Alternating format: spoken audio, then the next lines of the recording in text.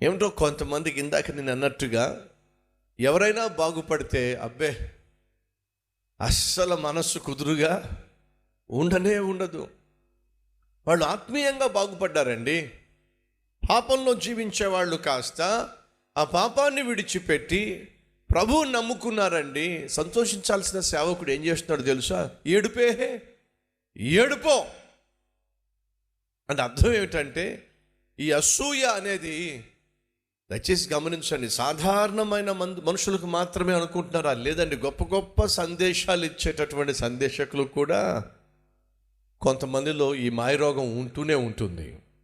ఎవరైనా బాగుపడుతూ ఉంటే, ఏ సేవకుడైనా, ఏ సంఘమైనా, ఏ పరిచర్య అయినా వర్ధిల్లుతూ ఉంటే ఎందుకో చూడలేరండి, ఎందుకో సంతోషించలేరండి, ఎందుకో దేవుణ్ణి మహింపరచలేరండి. కారణం తెలుసా?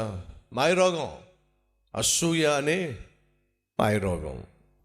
ఎందుకు చెప్పు సహోదరి సహోదరుడా, ఎదుటివాడు బాగుపడితే అలా ఏడుస్తున్నావు?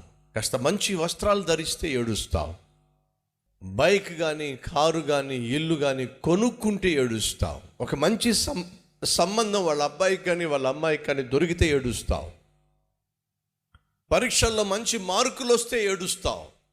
అసూయ. ఆ అసూయ ఏం చేస్తుందో తెలుసా? నీలో ఒక విధమైనటువంటి విరక్తిని తీసుకొస్తుంది, బతికుండగానే నిన్ను చంపేస్తుంది, నువ్వు చేయాల్సిన సేవ నువ్వు చేయకుండా చేస్తుంది, నువ్వు కలిగి ఉన్న పరిచర్యను నీకు కాకుండా చేస్తుంది.